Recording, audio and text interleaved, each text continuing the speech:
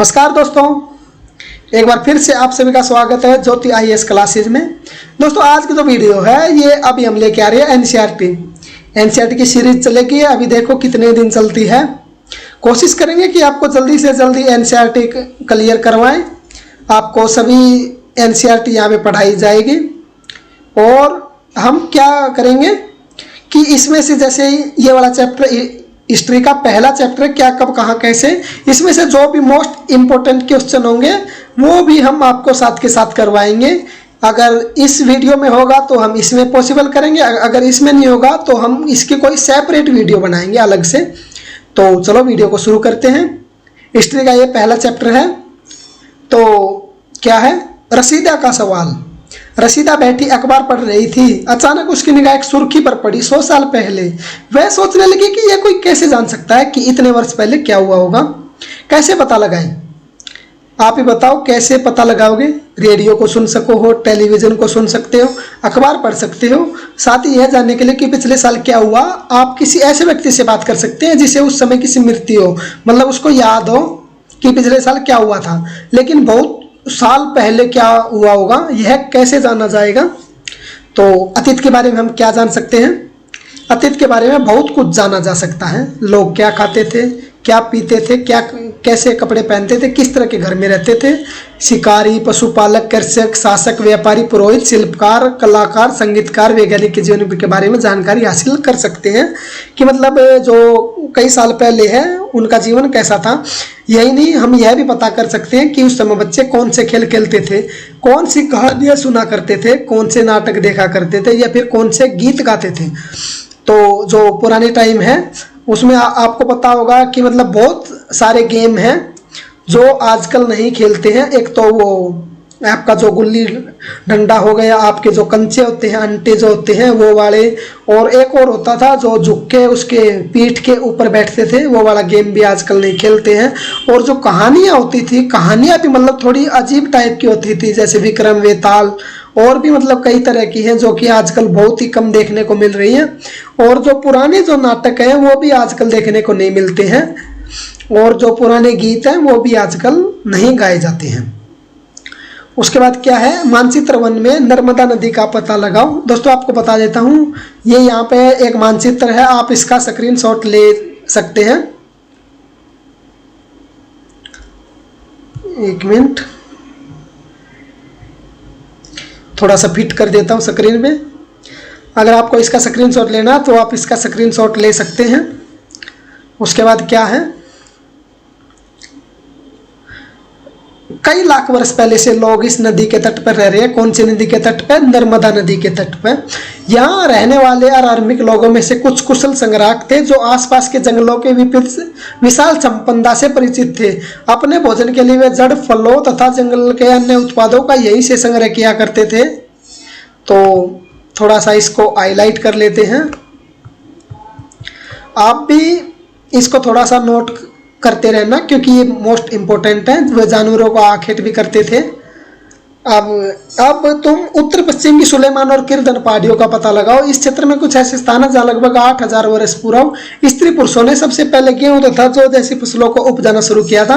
दोस्तों इसको मैंने पहले से ही हाईलाइट करके रखा हुआ है, तो आप इसको थोड़ा सा देख लो।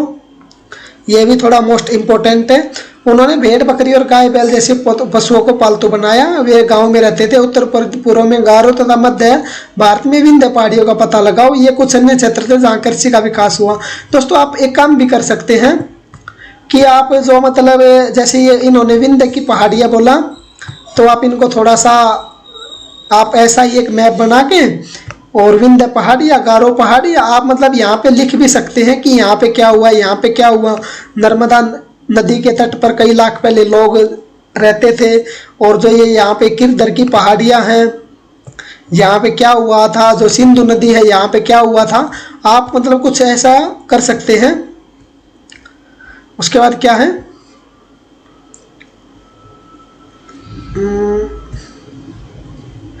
मानचित्र पर सिंधु तथा इसकी सहायक नदियों का पता लगाने का प्रयास करो। दोस्तों मैंने आपको बताया था ये जो सिंधु नदी है, सिंधु नदी है, और जो इसकी सहायक नदी है झेलम, चेनाब, रावी, सतलुज, व्यास हमने इनका मानचित्र पे पता लगाना है। ये इसकी सहायक नदियां हैं जो भी हैं, ये सतलुज, रावी, चेनाब, झेलम, व्यास, ये सभी इसकी सहायक नदियां हैं। सहायक नदियां उन्हें कहते हैं जो एक बड़ी नदी में मिल जाती है।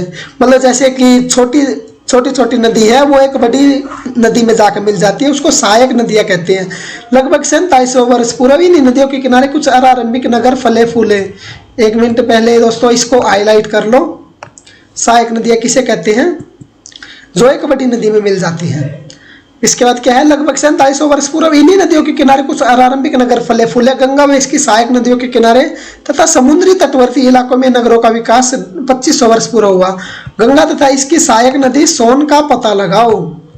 तो इसमें हम गंगा और इसकी सहायक नदी जो सोन है उसका हम पता आसानी से लगा सकते हैं।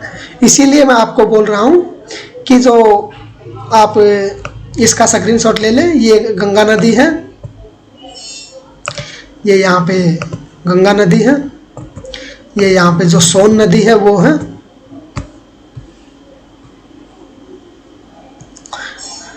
गंगा के दक्षिण में इन नदियों के आसपास का क्षेत्र प्राचीन काल में मगध, जो कि अभी बिहार में है, उससे जाना जाता था। इसके शासक जो है वो बहुत ही ज्यादा शक्तिशाली थे और उन्होंने एक विशाल राज्य स्थापित किया। देश के अन्य हिस्सों में भी अच्छे राज्यों की स्थापना की गई। लोगों ने सदैव उप महाद्वीप के एक हिस्से से दूसरे हिस्से तक की यात्रा की। कभी कभी हिमालय जैसे उच्च पर्वत, पहाड़ी, रेगिस्तान, नदी तथा समुद्र के कारण यात्रा जोखिम भरी होती थी। फिर भी वे यात्रा उनके लिए असंभव नहीं थी। अतः कभी लोग काम की तलाश में तो कभी प्राकृतिक आपदाओं के कारण एक स्थान से दूसरे स्थान जाया करते थे। कभी कभी सेनाएं दूसरे क्षेत्रों पर विजय हासिल करने के लिए जाती थी।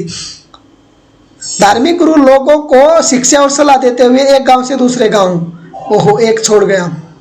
इसके अतिरिक्त व्यापारी कभी काफिले में तो कभी जहाजों में अपने साथ मूल्यवान वस्तुएं लेकर एक स्थान से दूसरे स्थान जाते थे। धार्मिक गुरु लोगों को शिक्षा और सलाह देते हुए एक गांव से दूसरे गांव तथा एक कस्बे से दूसरे कस्बे जाया जाते थे। कुछ लोग नए और रोचक स्थानों को खोजने की चाह में उत्सुकतावश भी यात्रा किया करते थे। इन सभी यात्राओं में से लोगों को एक दूसरे के विचारों को जानने का अवसर मिला। आज लोग यात्राएं क्यों करते हैं? एक बार फिर से मानचित्र 1 को देखो। पर्वत, पहाड़ी, समुद्र एक इस उपमहाद्वीप की प्राकृतिक सीमा का निर्माण करते हैं। हालांकि लोगों के लिए इन सीमाओं को पार करना आसान नहीं है, क्योंकि जो पहाड़ है या मान ले और भी जो समुद्र है, इन सीमाओं को पार करना आसान नहीं है। जिन्होंने ऐसा चाहा वे ऐसा कर सके, वे पर्वतों की ऊंचाई को छू सके तथा गहरे समुद्रों को पार कर सके। उपमहाद्वीप के बाहर से भी कुछ लोग यहाँ आए और यहीं बस गए। लोगों के इस आवागमन ने हमारी संस्कृति परंपराओं को समृद्ध किया। कई सौ वर्षों से लोग पत्थर को तराशने, संगीत रचने और यहाँ तक कि भोजन बनाने के नए नए तरीकों के बारे में एक दूसरे के विचारों को अपनाते रहे हैं। अब बात आती है देश का नाम। जो हमारे देश का नाम है वो भारत, इंडिया कैसे पड़ा, ये भी एक दोस्तों एक मोस्ट इम्पोर्टेंट है। और आपको बता देता हूँ कि जो हमारा देश है भारत, उसमें इंडिया तथा भारत जैसे नामों का प्रयोग किया करते हैं। जो इंडिया शब्द है वो इंडस से निकला, जिसे संस्कृत में सिंधु कहा जाता है। अपने एटलस में ईरान और यूनान का पता लगाओ। आपका जो भूगोल का एटलस है उसमें ईरान और यूनान का पता लगाओ। लगभग 2500 वर्ष पूर्व उत्तर पश्चिम की ओर से आने वाले ईरानियों और यूनानियों ने सिंधु को इंदोस अथवा इंदोस और इस नदी के पूर्व में स्थित भूमि प्रदेश को इंडिया कहा। किसने कहा? ईरानियों और यूनानियों ने। मोस्ट इंपोर्टेंट, क्या कहा? इंडिया कहा। और क्या है? इंदोस अथवा इंदोस। सिंधु को इंदोस कहा और नदी के पूर्व में स्थित भूमि प्रदेश को इंडिया कहा। भारत नाम का प्रयोग उत्तर पश्चिम में रहने वाले लोगों के एक समूह के लिए किया जाता है।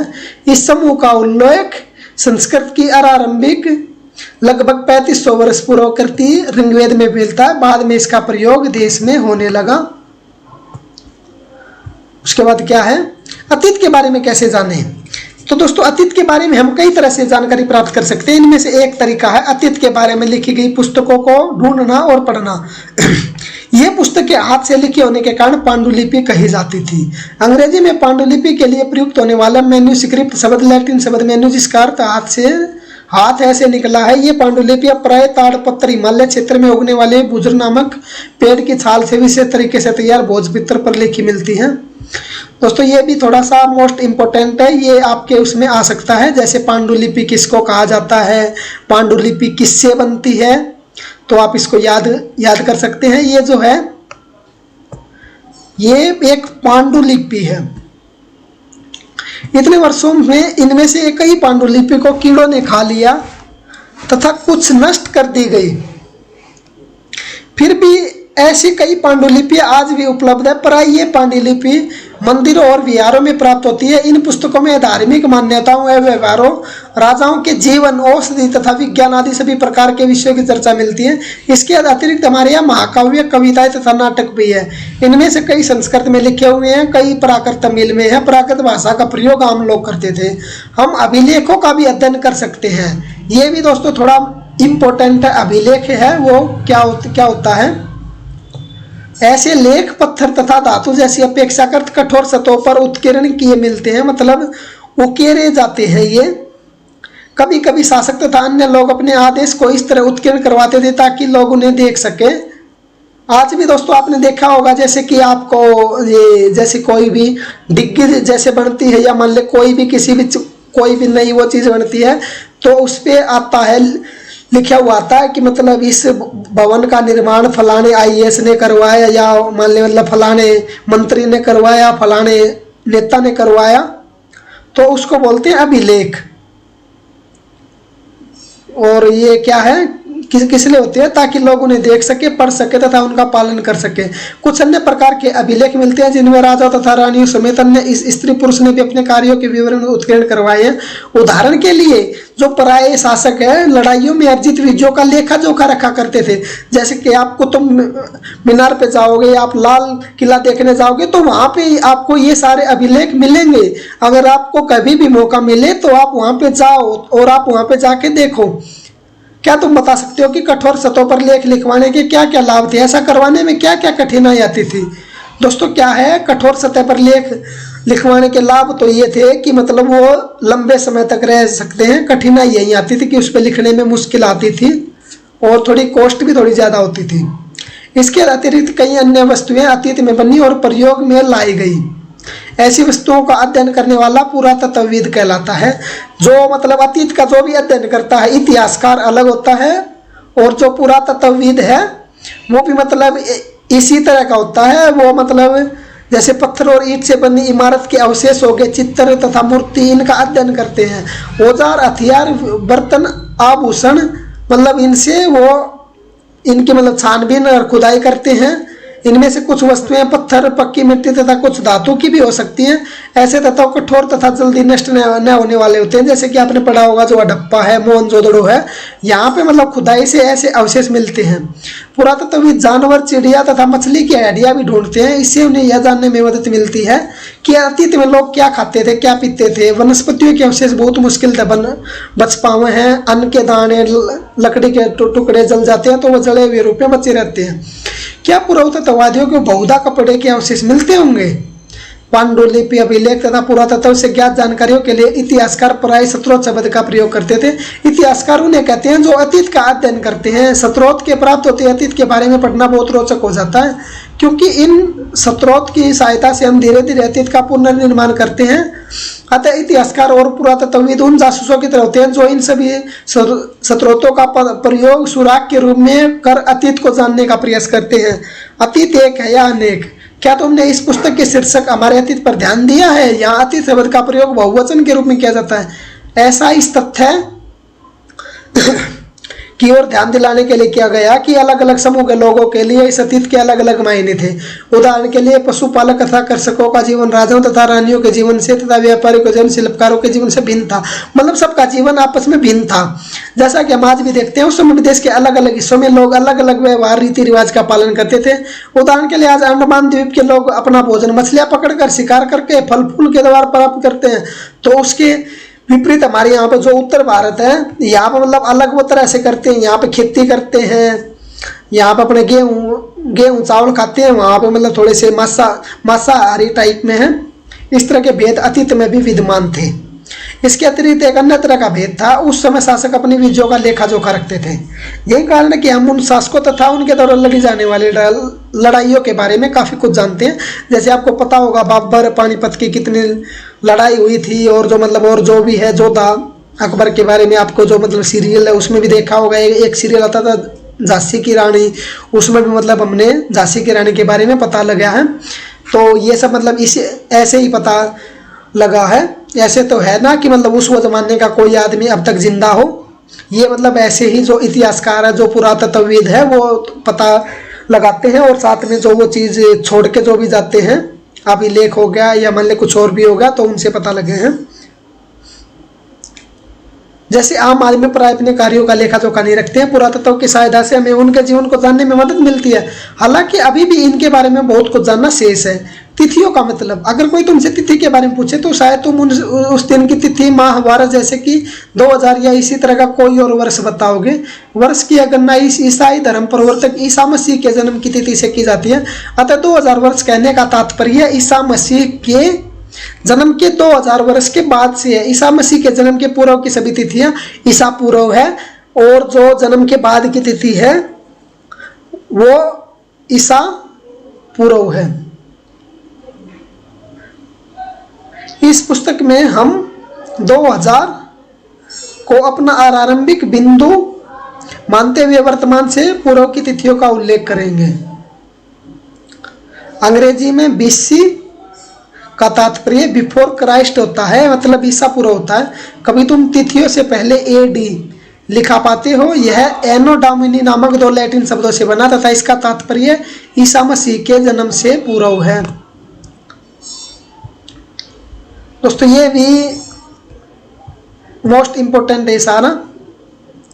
कभी कभी AD तथा AD की जगह C, BC की जगह BC का प्रयोग किया जाता है। C अक्षरों का प्रयोग कॉमन एरा, BC का बिफोर कॉमन एरा, और हम इन शब्दों का प्रयोग इसीलिए करते हैं क्योंकि विश्व के अधिकांश देशों में अब कैलेंडर का प्रयोग सामान्य हो गया। भारत में तिथियों के इस रूप का प्रयोग लगभग 200 वर्ष पूरे हुआ था। कभी कभी अंग्रेजी के BP अक्षरों का प्रयोग होता है जिसका तात्पर्य बिफोर प्रेजेंट, वर्तमान से पहले है। जैसा कि हमने पहले पढ़ा, अभिलेख कठोर सतहों पर उत्कीर्ण किए जाते थे। इनमें से कई अभिलेख कई सौ वर्ष पूर्व लिखे गए थे। सभी अभिलेखों से लिपियों और भाषाओं का प्रयोग हुआ है। समय के साथ साथ अभिलेखों में प्रयुक्त भाषाओं तथा लिपियों में बहुत बदलाव आ चुका है। विद्वान यह कैसे जान पाते कि क्या लिखा था। इस प्रकार अज्ञात लिपि का अर्थ निकालने की एक प्रक्रिया द्वारा लगाया जाता है। ये अज्ञात लिपि है जो आप देख रहे हो। मिस्र के उत्तरी तट पर रोसेटा नाम का एक कस्बा, यहाँ से एक ऐसा उत्कीर्ण पत्थर मिला जिस पर एक ही लेख 3 भिन्न भाषाओं तथा लिपियों में है। कुछ विद्वान यूनानी भाषा पढ़ सकते हैं। उन्होंने बताया कि यहाँ राजाओं तथा रानियों के नाम एक छोटे से फ्रेम में दिखाए गए। इसे कारतूस कहा जाता है। इसके बाद विद्वानों ने यूनानी तथा मिस्री संकेतों को अगल बगल रखते हुए मिस्री अक्षरों को समानार्थक ध्वनियों की पहचान की। जैसा कि तुम देख सकते हो कि यहाँ L अक्षर के लिए शेर तथा A अक्षर के लिए चिड़िया के चित्र बने हुए हैं। एक बार जब उन्होंने यह जान लिया कि विभिन्न अक्षर किन के लिए प्रयुक्त हुए हैं, तो वे आसानी से उन्हें अभिलेखों को पढ़ सके। उपयोगी शब्द है दोस्तों जो वो आपका यात्रा, पांडुलिपि, अभिलेख, पुरातत्व, इतिहासकार, स्रोत, अज्ञात लिपि का अर्थ निकालना।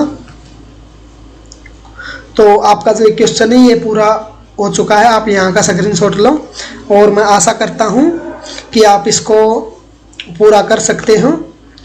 ये इनका हमने सुमेल करना है। जैसे गारो की पहाड़ियाँ है वो कहाँ थी, सिंधु तथा इसकी जो सहायक नदियाँ थी, गंगा घाटी, मगध, नर्मदा घाटी, हमने इनका वो करना है। पांडुलिपि तथा अभिलेखों में एक प्रमुख अंतर बताना है। तो कुल मिला के ये हमारा आज की क्लास क्लियर होती है। दोस्तों आशा करता हूँ वीडियो आपको पसंद आई है। अगर आपको कुछ समझ में नहीं आता और आप चाहते हो कि मतलब इसमें कुछ और भी ऐड करें, तो आप मेरे को कमेंट बॉक्स में बता देना। मैं आपको पूरा बताने की कोशिश करूँगा। तो चलो मिलते हैं अगले वीडियो में। तब तक के लिए bye, love you, thank you, जय हिंद।